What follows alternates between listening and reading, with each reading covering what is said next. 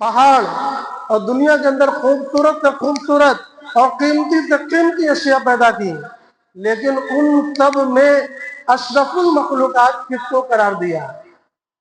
انسان کو۔ کیوں؟ اس میں سرخاب کا پر لگا ہے، اس نے اللہ پر احسان کر دیا ہے، یا دنیا کو نفع پہنچا رہا ہے؟ کیوں اللہ نے اس کو اشرف المخلوقات کیوں قرار دیا جبکہ یہ دنیا کے کسی کام کا نہیں ہے؟ گائے تو تب بھی ہمارے کام آتی ہے، آپ گائے کے کام آ سکتے ہیں؟ گائے آپ کی محتاج ہے، بکری آپ کی محتاج ہے، مرغی آپ کی محتاج ہے، آپ کا محتاج تو کوئی بھی نہیں ہے، لیکن آپ سب کے محتاج ہیں۔ اسی طرح صحت کے لیے دوسری جو چیز نقصان دہ ہے وہ ہے موبائل۔ صحت کے لیے نہایت نقصان دہ۔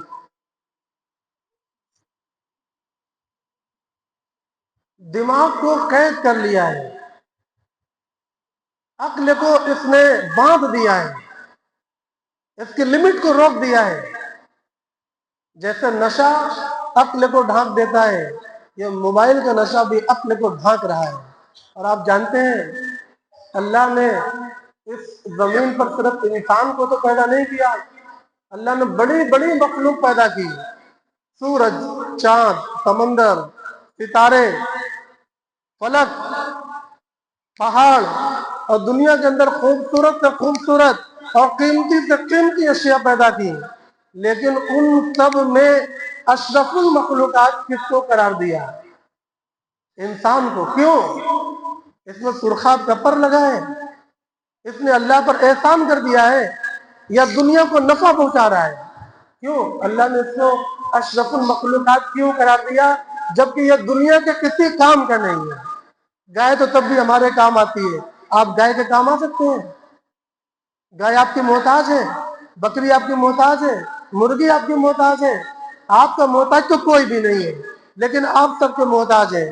اس کے باوجود ذرا حیرت نہیں ہو رہی کہ اللہ نے ہمیں اشرف المخلوقات کیوں قرار دیا؟ اس حیرت کا جواب یہ ہے کہ عقل کی بنیاد پر اللہ نے اور سب کو جو عقلیں دی وہ محدود اور لمیٹڈ دی، اور ہمیں ایسی عقلیں دی جس سے ہم ملٹی پلائی کر سکتے ہیں، ہم نتائج نکالتے ہیں، صرف گنتیوں میں نہیں، ہم کلام میں نتائج نکالتے ہیں، ہم امور میں نتائج نکالتے ہیں۔ اس عقل کی بنیاد پر اللہ نے انسانوں کو اشرف المخلوقات کہا ہے۔ اس عقل کے ساتھ کھلواڑ کرنا سب سے بڑا گناہ ہے، عقل کے ساتھ کھلواڑ کرنا سب سے بڑا گناہ ہے۔ یہ اسی وجہ سے گیم کھیلنے سے منع کیا جاتا ہے کہ عقل اس کو پھنس جاتی ہے، محدود ہو جاتی ہے، سکڑ جاتی ہے، اسی وجہ سے گیم کو گناہ قرار دیا جاتا ہے۔ سمجھ رہے بات؟ تو یہ جو موبائل ہم بچوں کے ہاتھوں میں تھما رہے ہیں اور خود بھی استعمال کر رہے ہیں، اس نے ہماری عقلوں کو برباد کر دیا ہے۔ خدا کے واسطے سمجھیے، صحت کے لیے سب سے نقصان دہ۔ اس کے بعد اور کیا نقصان ہے؟ عقل کو جو نقصان پہنچایا وہ سب سے بڑا ہے۔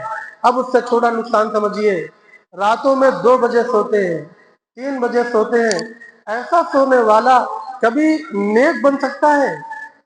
نیک مومن کی صفت یہ ہے کہ وہ راتوں میں ذرا سا اٹھ جاتے ہیں، اللہ کے سامنے کھڑے ہو جاتے ہیں، کچھ دعائیں کرتے ہیں، کچھ مناجات کرتے ہیں، کچھ اللہ سے وہ راز و نیاز کرتے ہیں۔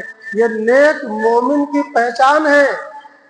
اس کے بغیر آدمی بزرگی کے مقام تک کسی قیمت پر نہیں پہنچ سکتا۔ 2 بجے 3 بجے سونے والا یہ خاک کرے گا وہ فجر اپنی بچا لے، وہ تو فجر نہیں بچا سکتا۔ راتوں کا جاگنا کس طرح نقصان دے رہا ہے؟ پھر راتوں کا جاگنا یہ اس کے بدن کے لیے بھی نقصان دہ ہے، یہ بھی اپنے بدن کا حق ادا نہیں کر رہا، یہ بھی اپنی آنکھوں کا حق ادا نہیں کر رہا، اپنے دماغ کو جو آرام دینا چاہیے، ریلیکس موڈ میں ڈالنا چاہیے، یہ اس کا حق ادا نہیں کر رہا ہے، یہ ہر ایک کے ساتھ ظلم کیے پڑا ہے۔ لہذا دیکھیے آنکھیں دھسی چلی جا رہی ہیں، چہرے سے تابانی اور رونق غائب ہے، پیلا پڑ رہا ہے، دماغ بھٹوایا ہوا ہے۔ یہ کیوں؟ راتوں میں لمبا اور مسلسل جاگنے کی وجہ سے ایک عمر کے جانے کے بعد اس کا دماغ کام کرنا چھوڑ دیتا ہے، وہ یہ سمجھتا ہے کہ ہم معذور اور اپاہج ہو چکے ہیں۔ دن کے اندر بھی وہی حال ہے، موبائل دیکھتے دیکھتے دیکھتے اس کا قلب پوری طرح اللہ سے غافل ہے، کاموں میں من نہیں لگ رہا، وہ صرف پریشان حال ہے۔ محترم بھائی اور دوستو، یہ دو خطرناک چیزیں جو ہماری صحت کے لیے نقصان دہ ہیں، اگر ہم اللہ سے صحت کی دعا مانگیں تو دعا کے ساتھ ساتھ صحت کے اسباب کو اختیار کریں اور صحت کو بگاڑنے والی جو چیزیں ہیں ان سے پرہیز کریں گے تو انشاءاللہ صحت مند رہیں گے اور حقیقی معنی میں اس دعا کے مانگنے والے بنیں گے، اور تب ہماری دعاؤں کا نتیجہ اور ثمرات اللہ تبارک و تعالیٰ ظاہر فرمائیں گے۔ یہی حال تمام نیک اعمال کے ہیں، نیک اعمال کرنا ہے لیکن ان کے نتائج تب ظاہر ہوں گے جب ان کے اسباب اختیار کریں اور رکاوٹوں کو دور کر دیں۔